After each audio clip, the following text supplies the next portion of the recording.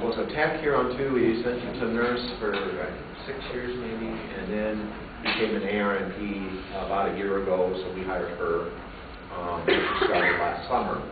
So she's going to do a presentation for about 40 or so minutes about antipsychotic medications, and then Carol and I will wrap up and answer some questions that were submitted, and then you can ask any other questions if you want to. All right, so we will start. Jess? Awesome. Hi, everyone. I don't like to rush in here because I teach at Mount Mercy on Wednesdays, so it's like, oh, I get to talk for 3 hours straight today. That's great. But it's good. It's good. Let's talk about stuff I like. Can't blame me. Okay. Good. That's good. So we're going to talk about antipsychotic medications today, kind of about what they are, why we prescribe them, side effects to look for, all that sort of stuff. So we'll just kind of go through a whole bunch of stuff today. Some of you are in schooling now, so you're going to be like, this is like the third time I've heard this. But it's refresher courses, so it's good. So the purpose of antipsychotics, we're treating a lot of different disorders. And sometimes we're not even treating disorders, we're targeting symptoms that we want to make better. So things that we're kind of going for, schizophrenia is probably the big one that we're using antipsychotic medications for, followed by bipolar disorder, treatment-resistant depressive disorders, aggression in children is a big thing that we're using it for as well. Autism spectrum disorders, it just helps with the rigidity of the thoughts, so it kind of breaks things up. Off-label uses we're using it for, sleep. A lot of times we're prescribing Seroquel quite simply because we want these people to sleep, and all of the other sleep aids that they've tried, trazodone, Remeron, clonidine, they're not doing it. They're not cutting it because their thoughts can't slow down. So then we use Seroquel, and for some reason it just knocks them out. So then they can sleep, and they can sleep well. Targets different receptors based on the type, which we'll go through a little bit more. And then there's typical and atypical antipsychotics, which we'll go through in detail.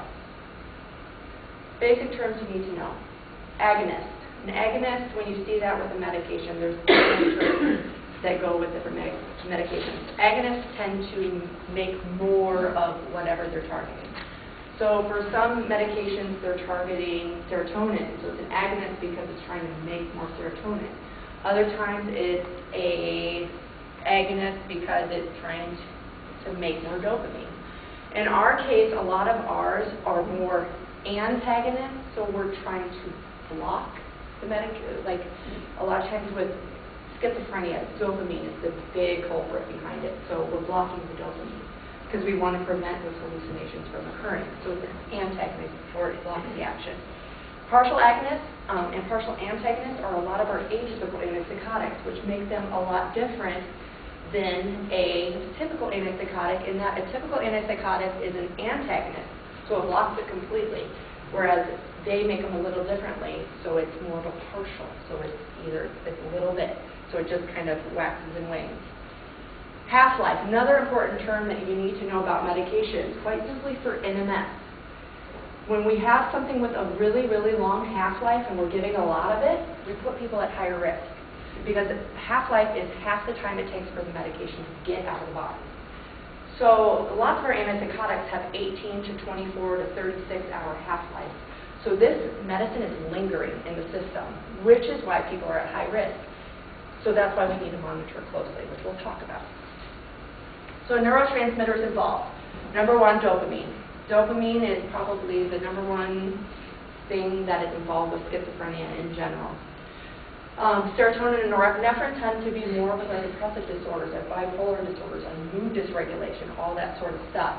So that's why we sometimes give atypical antipsychotics because those are targeting the serotonin and norepinephrine more than the dopamine.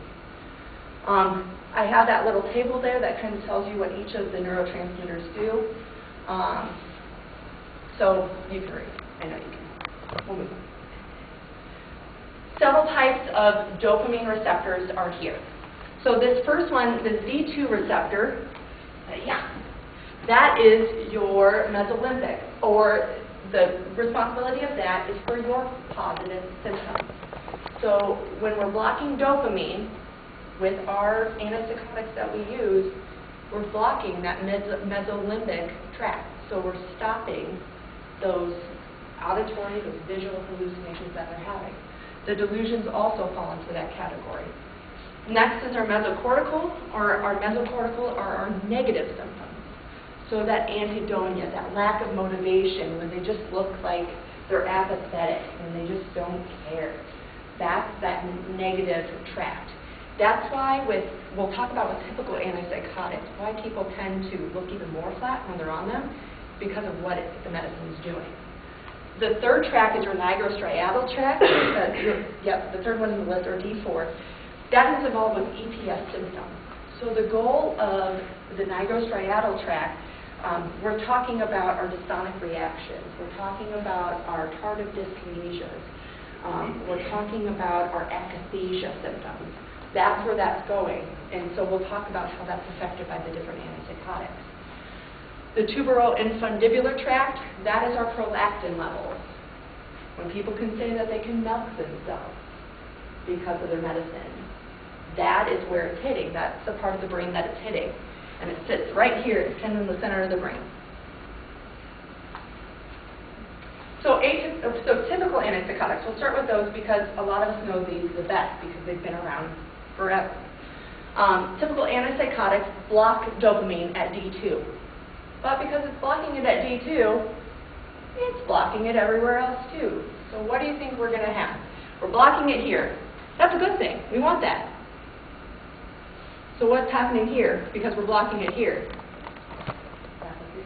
Yeah, apathy, disinterest. They just don't care even more so than normal. Sometimes they're secluding themselves even more, quite simply because they just don't have the energy to do anything. When we block it here, what happens? What do you think? Why do we have side effects? Because we're blocking the dopamine. So we're creating more problems. We're creating more of this anesthesia, more of this restlessness. They are constantly, they're having those dystonic reactions that you're sitting there going, you look really uncomfortable. It's quite simply because the dopamine has to block because it doesn't know what else to do with the typical antipsychotic. So that's what it does. We're safe with the D4, the D5 I should say, because typical antipsychotics usually don't touch those. So we're relatively safe. However, the atypicals tend to touch those, which we'll talk about a little bit more. It's helpful. The typical antipsychotics are helpful because they decrease the positive symptoms. However, side effects are more likely to occur. That's why we really have to monitor the patients closely.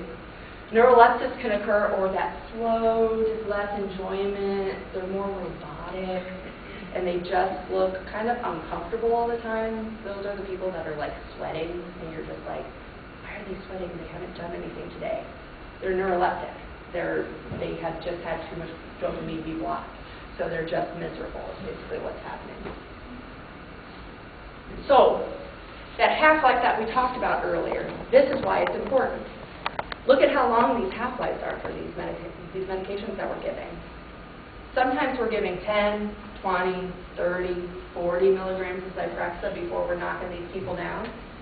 That's why we monitor for NMS, because the half-life of like a Prolixin or a Haldol is 18 hours, so it's lingering in their system and it's building up every time you give more. More and more is getting built up, hence why we have all these problems.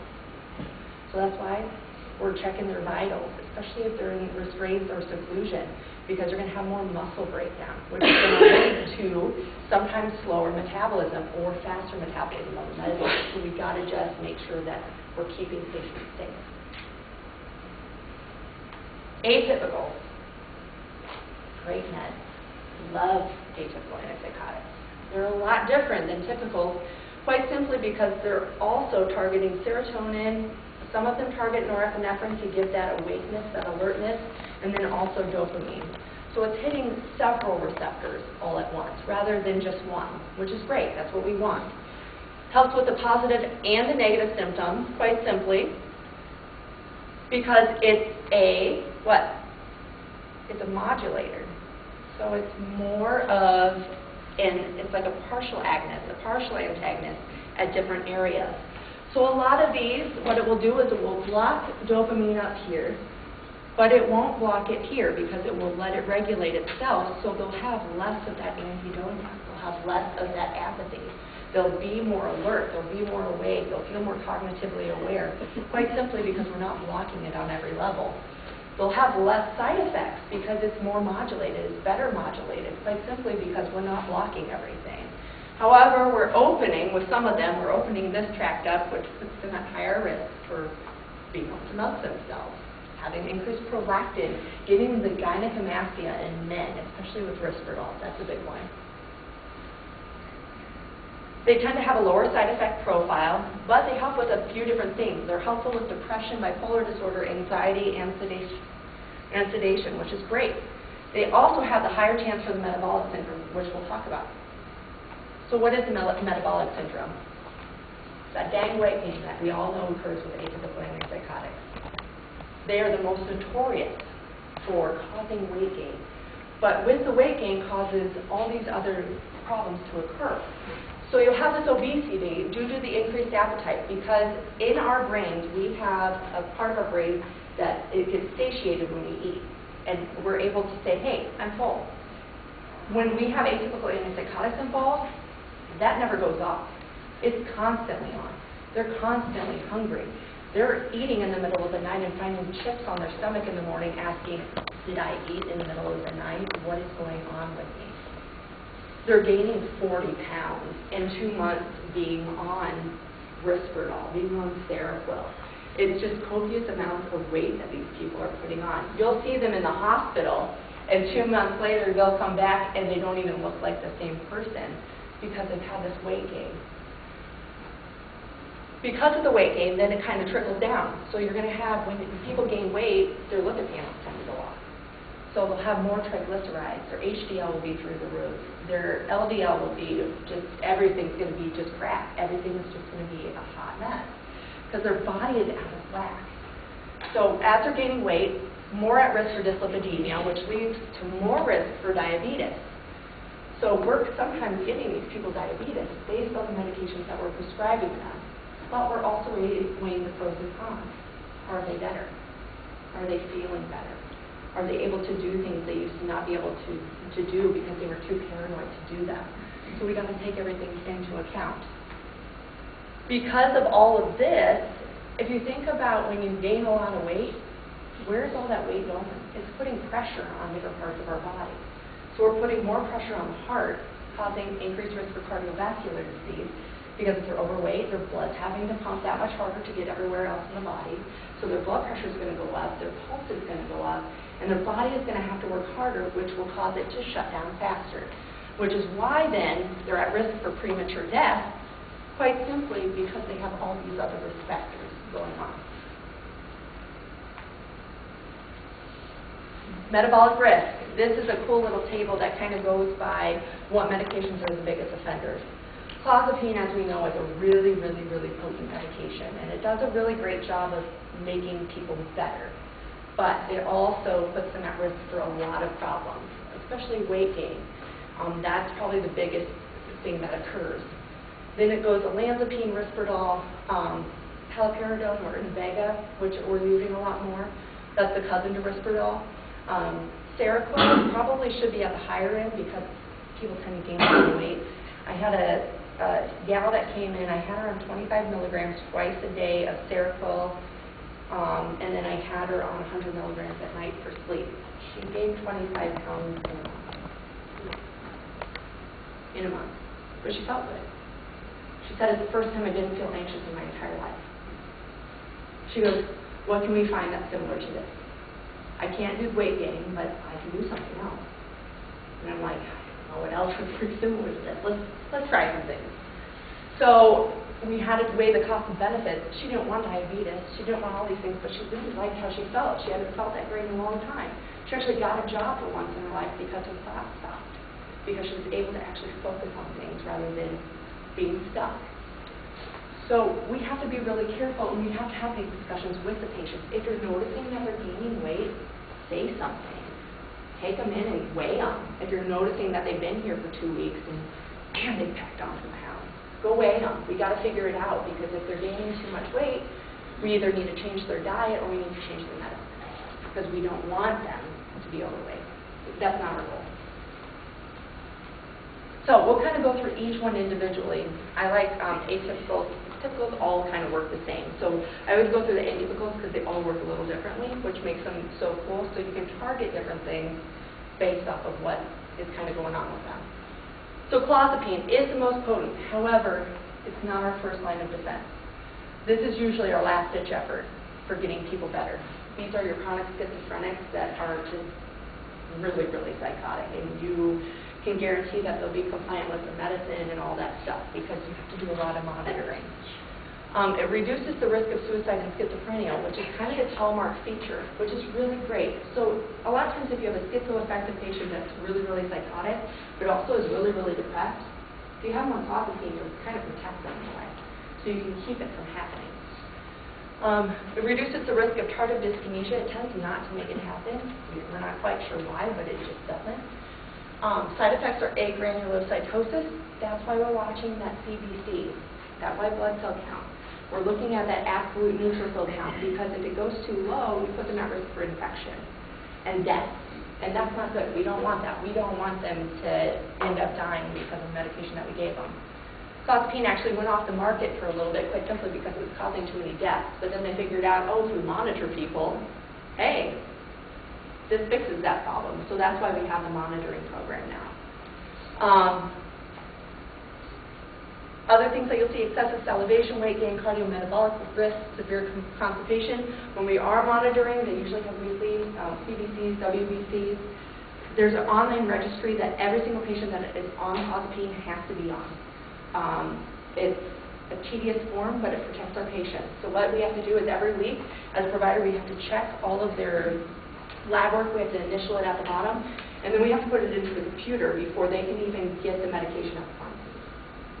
So it's a way to double check to make sure that we're protecting the patients, and that's why we do what we do, because we're protecting our patients. We also are checking fasted lipid panels, just quite simply because of that metabolic risk, because they're very high offenders, so we just want to make sure that they're doing okay. Weight, circumference, all that good stuff. The Zyprexa, we all love Zyprexa. It's a great medicine. It works in emergency situations. It has a ton of different varieties. I know in the ER, it's one of the big things they like to give. Where'd I go? I got it. Just kidding. Good shout out. Figured it out. It can be sedating. That's why we use it. We use it sometimes in high doses just so we can knock people out so they'll stop being psychotic. The side effects, weight gain as normal, dyslipidemia, cardiometabolic disturbances. The dosing, you have to be really cautious with how much patients weigh. Kids, of course, really low doses, baby doses. If they're antipsychotic naive, please make sure that the provider is only doing baby doses because we don't want to give them a dystonic reaction that they don't have to have. We also don't want to give them any other side effects that they don't have to have. Respiratory depression is a big thing with this because it is so sedating. If you see someone getting Ativan and Zyprexa, you better be watching them carefully because both of them cause respiratory depression when given separately, let alone when they're given together. So it increases the risk. So that's why we're asking you to really keep an eye on people. Most likely, if they're getting that much medication, they're in seclusion. So that's why we have the one-to-ones outside of the door, so we can monitor people and make sure that they're safe. With older adults, we always want to start low and go slow, quite simply because they tend to be very sensitive to medications. But they have a lot of other comorbidities, other risk factors that go into play. So we have to start low to protect them. So if you're wondering why we're only giving them like 2 milligrams of something, it's quite simply because we don't know how it's going to affect them. We don't know how their body is working, how their kidneys are working, their liver is working, all that different stuff. So we got to just make sure that we're not overly doing it right off the bat. Even though it's not fun for you guys, I get it. It's not fun because they're hanging out with these people that are stripping and throwing things at you. I get that. Totally get it. Seroquel, great med. We use it a lot, especially for sleep. 50 milligrams is at the low end. That's usually what you see with kids, all the way up to 800 milligrams with a really, really psychotic patient. 300 milligrams a day or higher tends to be for more of the schizophrenia, severe bipolar disorder dosing that you'll see. They have the instant release, which is what we're typically seeing, and they also have the extended release, which is a really great med, but it's impossible to get covered by insurance. next to a couple. You have to try like the most obscene regimen of meds before you can get it covered. And it doesn't even include normal Seroquel, which makes no sense. So it gets frustrating sometimes when we're prescribing because we have to try something first before we can try something else in order for their insurance to cover it. So you're sometimes probably wondering, well, why are they trying this med? This med is not going to even work. Well, we have to have the failure before we can move on to the next thing. So it might seem redundant, it might seem like it's pointless, but it's quite simply we have to get around these loopholes that have been created by all these insurance companies. It's preferred atypical for patients with Parkinson's just because it tends to not make their Parkinson's worse. It doesn't make the shaking worse, so that's why we use it. Side effects, weight gain, increased fasting, triglycerides, sedation is the big thing, but that's what we're going for sometimes. Sometimes we just want the patients to be sleeping because sleep plays a big role in mental health. If people aren't sleeping, they're going to get sicker quicker. So we got to remember, sleep, sleep, sleep. Our goal is to get our patients to sleep. Stafrus, the next medicine. It's said to be the closest thing to clozapine out there. It's a sublingual, which makes it cool. It acts really fast, 15, 20 minutes, you'll see a big difference in a patient.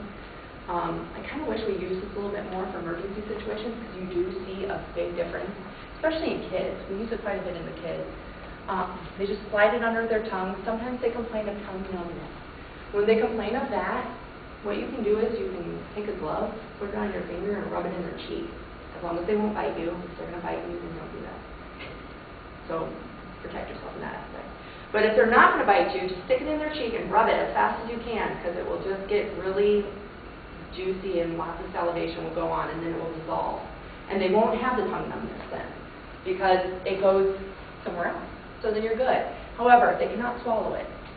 If they swallow it, or if they drink water right after they get done taking it, 85% of the potency is gone. So it will only be 15% effective. So that's why we can't have them eat or drink 10 minutes after we give it to them. Quite simply because it won't work. So if you have a kid, lock their bathroom. Because the instant you give it to them, they're going to dead sprint down to their room and they're going to try to go for a drink because it tastes like cherry flavored shot. And they'll say, it tastes horrible, why are you doing this to me? And then they'll calm down and, oh, I get it, and they'll be fine. And so they don't want to be out of control, but they can't control themselves in the moment. It also has less side effects. It tends to not cause the akathisia, the dystonia. So it's relatively safe in that aspect, which makes it a good med. We just don't use it as much as we probably should. Risperidol. Probably one med that we use quite a bit. We use it a lot with first psychotic breaks. It's just it's a cleaner med than the typicals. We typically don't want to go to the typicals first because they are typicals and they tend to be pretty harsh on the body. So Risperidol is probably one of the closer ones we can get to a typical. So we'll start with this, and we usually would start at a 0.5 milligram to 1 milligram, and we go up from there. 8 milligrams is usually the max dose. We've seen people up to 10, but there's no proven effectiveness after 8 milligrams. That's why we generally stop there. It treats irritability in autism, schizophrenia, and bipolar mania at the higher doses. Also the aggression, especially in kids. You'll see a lot of kids that are on this medicine, quite simply because it takes that fight out of them and it just mutes it. It basically shuts it down so then they can't have that irritability, that anger that they have. There's an oral and an injectable, which makes it great. So if you have somebody with a lot of compliance issues, it's decent med. It's not the best, quite simply because it's every 2-week dosing. So they have to come in every 2 weeks, which is kind of hard for people to do. The oral is great because they actually have an M tab out there too, which is a dissolvable form of it too. So there is that option. It's hard to get and it's really expensive, but if you have someone that you're worried about compliance, you're just trying to get them to a good dose, you can mention it and say, hey, there's that M tab out there. Did you know about that? Station provider. And then advocate for your patient that way. So that way we can make sure that there's compliance going on. It can raise prolactin levels. That's why galactorrhea is a very common thing along with gynecomastia. You see those commercials online, on the internet or like on the TV. If you try Risperidol and have gynecomastia, please call this number because it's caused it in a few people. Generally, you're catching it early enough. That's why we're asking questions. We're getting lab work. We're getting prolactin levels just to make sure that people are safe. So even if you don't see this inpatient, this is some of the stuff that's going on outpatient as well. Invega, this is a newer one that we're using quite a bit. We use it quite a bit because it is the cousin to Risperdal. It's just the active metabolite. So once Risperdal is it goes through your body and it's metabolized a little bit, it has this active metabolite that gets released, which is Invega, which is why Invega tends to work quicker than Risperdal. It starts at 3 milligrams, goes all the way up to 12 milligrams. One thing that we really like about Invega, though, is it has a monthly injection. And then once they've been compliant for 3 months on the monthly injection, they have a 3-month injection, which is, if we can get people stabilized for 3 months at a time, where they can be compliant and come in once every 3 months for an injection, great. We'll keep people out of the hospital that way. Sometimes it doesn't work because it's just not a good med for everyone. Not everyone is designed the same, which is a lot of times we'll send people out and you guys won't hear from them for a while, but it's because then they never showed up for the second injection, or it's because they got switched back over to their orals and we had non-compliance again and then they're back in, and it's just like a rinse and repeat thing. So if we can improve compliance by having these injectables, it's so important. So important. Always monitor after injections, no matter what the injection is, too. We've had a lot of issues with some side effects that have occurred.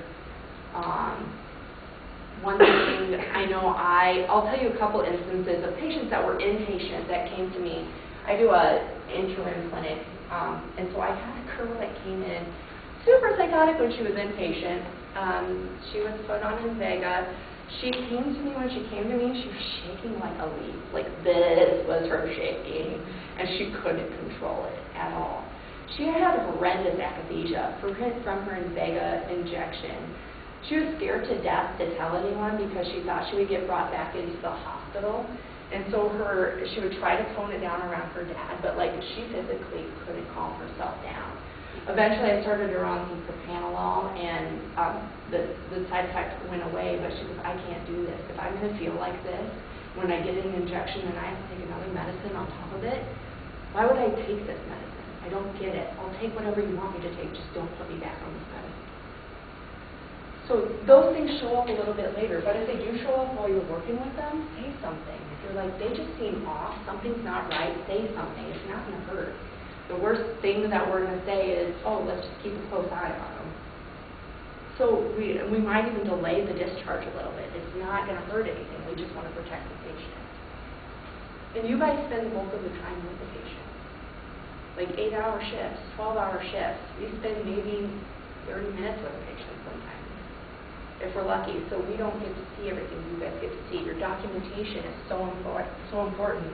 I read every nursing note if I'm seeing patients inpatient, just because it's my liability, and I want to protect those patients and advocate for my patients because I care about my patients. I don't want them to struggle. So that's why your charting is very important. At least it's very important to me. It is. So I read charting all the time. You might even see little quotes from your charting in my charting, just because I like it. Some events that happened the night before, I get really excited when you guys have direct quotes, so then I put it in my chart. So if you guys want to keep those up, it's great. Fanapt, it's a new one on the market. We had this rep come in the other day. It's for schizophrenia. There's no indication in kids currently. It hasn't even been tested on kids because it's so new. Very low EPS risk, which makes it a little bit better. It just hits a more specific receptor. Twice daily dosing, which makes compliance probably a little difficult, I would think. There is dose-dependent QTC prolongation, which we'll talk about the QTC and why it's important and why we have to monitor it. So the higher doses you go up, the more risk they are for prolonged QTC, which can cause sudden cardiac death. So that's why we're monitoring these patients closely. We're getting those EKGs and all those things. Latuda is the next one on the list. This one is the only one that is documented as a Category B medication for pregnancy. So if you have a crazy pregnant woman, there you go. Good medication for her. 20 milligrams to 160 milligrams. It tends to not be very sedating, which is nice because a lot of people don't want to be tired. It may lead actually to weight reduction rather than weight gain. So that's a positive thing, especially for a female. You could promote it from that angle. Take with food for better absorption, it has to have a 300 to 350 calorie snack with it in order for it to be absorbed correctly. So making sure that these people are eating snacks with their food, with their meds, or making sure that they're taking it with their meals. A lot of times this is dosed with meals though, so then you can make sure that people are taking it with food.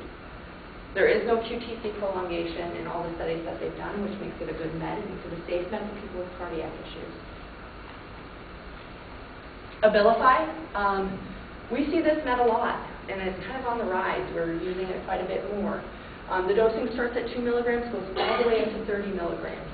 It treats schizophrenia at the higher doses, so you have to get up to the 15, 20, 25, 30 milligram doses before it's even effective.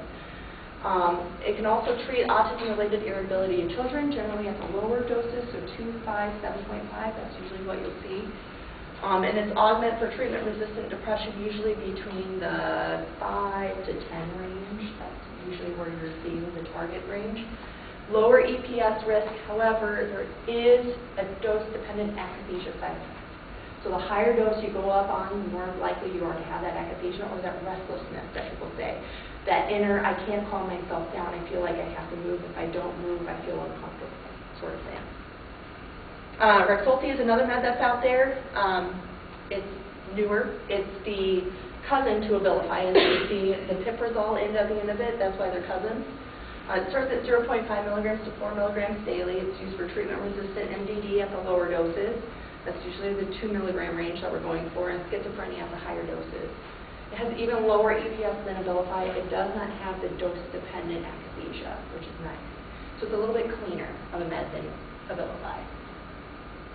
Last but not least, I love Vraylar. I've had so much success with this medicine.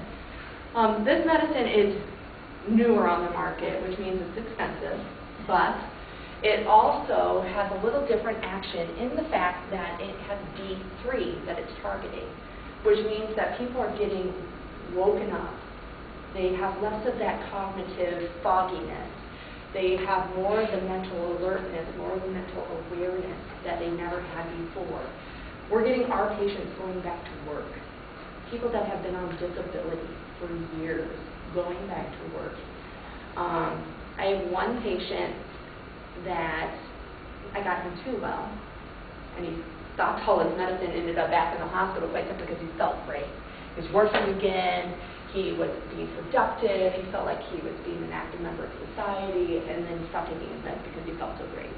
So that is one of the downsides, because you're making them so cognitively aware sometimes that you're overstimulating the normal. Lower side effects, less weight gain. I've actually had patients lose weight on this medicine. I had one guy that he sat on Risperdal, gained, I think we got up to 45 pounds in 4 months. Something like that. It's just a crazy amount of weight. He was borderline diabetic. He was, I can't do this. We have to find something else. It's miserable. So we tried like 3 other meds, because of course you have to have a lot of failures before you can use this medicine. So we tried 3 other meds, and then finally I was like, yes, you have been neuroleptized by every single medicine out there, so let's try Vraylar. We did Vraylar. The guy lost 25 pounds. Within the first month, he was on it. Huge difference. He felt awake. He got a part-time job, like things that he would never have dreamed of doing before. So it's a great med in that aspect, as long as you can get a compliance. But if people are feeling good, they're more likely to take the med. If they're getting more active, they're doing more things, it will help you rather than hurt you. So let's talk about side effects, things that we kind of need to watch out for with any of these medicines. Because any of these meds, because they are antipsychotics, people are at risk. Dystonic reactions. These are acute. This is a crisis. You want to get these people out of dystonic reactions as quickly as possible. We treat it with Cogentin, usually 2 milligrams IM, right in the booty. And then we also do Benadryl. Artane is another one. If somebody has an allergy to Cogentin or Benadryl, you can give them Artane, and Artane is a good med as well. Stay with the patient. Please, please, please stay with the patient. So it's very scary and very real to them. And some of them feel like they're dying because their tongue feels like it's swelling up, or their jaw is tightening so hard that they can't focus on anything else. So it makes people really anxious. So if you can stay with them until they get through the worst of it and they get the injection and they're feeling a little bit better and less stiff, that is so important. It should resolve in 15 to 20 minutes after you give it. If it doesn't, call. Say, hey, they're not getting better. It might actually be getting worse because we can do something else about it. Don't let the patient struggle. Akathisia is that uncontrolled restlessness, that urge to move, that urge to constantly be fidgeting. Their legs will be bouncing up and down, they'll be shaking like leaves when they do have akathisia. We treat it with propanolol, usually in lower doses, 10 milligrams 3 times a day, and usually it will go away with it. Blood pressure meds do a great job with this sort of disorder. Parkinsonism, symptoms are tremor, bradykinesia, rigidity, postural instability. They'll just start tripping and falling randomly. To treat, we have to change or lower the dose. It doesn't go away like without doing either one of those things, so we have to do it, even if the medicine is working and people are getting better. Tardive dyskinesia, this is the one that's not reversible. There's no treatment. It's usually permanent sometimes if they've been away from the antipsychotic long enough. It can improve a little bit, but it doesn't ever go away. You'll see people that are chronic schizophrenics with these symptoms, that lip smacking, that tongue thrusting that you'll see. Their families will be more uncomfortable with it than they will. So the patients won't necessarily say that they're uncomfortable with what's going on, but the families will say, I just don't know what's wrong with them. They're doing this tongue thrusting thing, and they'll ask the patient, they're like, I don't know, they're making a big deal out of it. I don't notice it. So it's not comfortable to them, but rather to the family. But just be aware that it can cause this, and it's something that doesn't usually go away. So EKGs, why do we check them? We check them because our QTC is very important with any antipsychotic that we give. So the QT interval is from the time that the heart contracts to the time it relaxes. When it's prolonged, if you think about it, it's widening out. So it's taking longer times between when the heart is beating. What can occur during those times? They have an arrhythmia. It can cause the heart to go into a funk. It can cause a VCAP. It can cause AFib, A-flutter, sudden cardiac death. Things can happen, and that's why we check it. We got to monitor it. If you're going into a MET call and it's a patient that we don't know, make sure they have an EKG, especially if they're agitated. We need to know that QTC before we give the medicine, because if we give the medicine and something happens and we don't know what the QTC is, that liability is through the roof. So we got to protect ourselves, protect the patient, so nothing bad will happen. That's why we ask, hey, do they have an EKG? What's the QTC? We want to know, because what we're giving them can cause it to get worse rather than better. So there's a cool little thing. They'll send all these slides out, by the way, so you'll have all this stuff. And then there's that one. That's it. Questions? Concerns? Comments? Thanks for having me, guys. I appreciate it. Yes.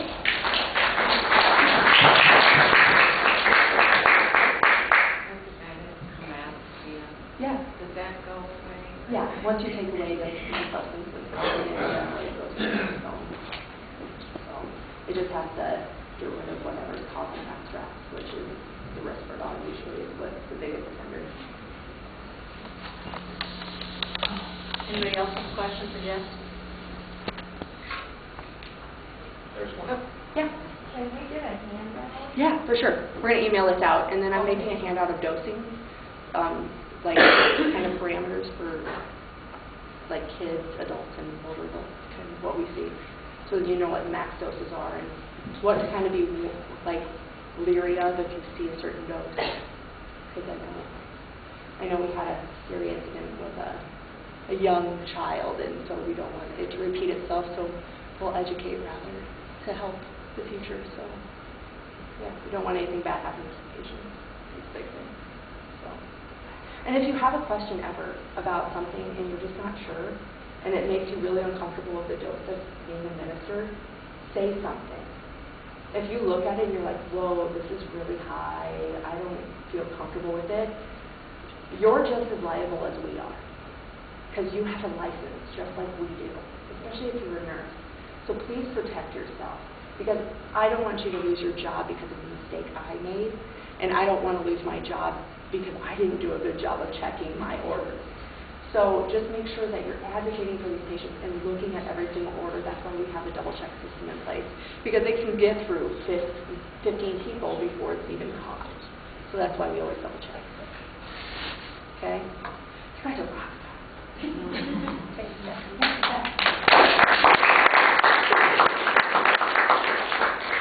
we have one more of these tomorrow, and then I think Jess is going to send that PowerPoint to Deb, and then we'll send it out to everybody. So good question. All right, so you all should have gotten a Survey Monkey email with the opportunity to ask questions. And we got a few, so Ken and I are going to answer the questions that you sent to us. And if you have others, feel free to throw them out here. So the first one we have is, as we look at some of the sort of financial concerns that we have within the hospital, I wonder about eliminating or decreasing the night shift camera monitor hours as a way to help. So we have one person who monitors all of the cameras 24/7 for the inpatient unit. And this has come up before. We've discussed it in our behavioral health managers meeting, and it was even discussed by some leadership that maybe we should consider decreasing that. And as a management team, we decided not to do that at this time. We continue to kind of look at it and explore if that's something that we want to look at, but right now we all agree that for safety reasons it was really important to have those cameras monitored 24/7. I would just add, we did get a request from administration when we were doing budgeting last summer to take a look at this, and as Carol said, we've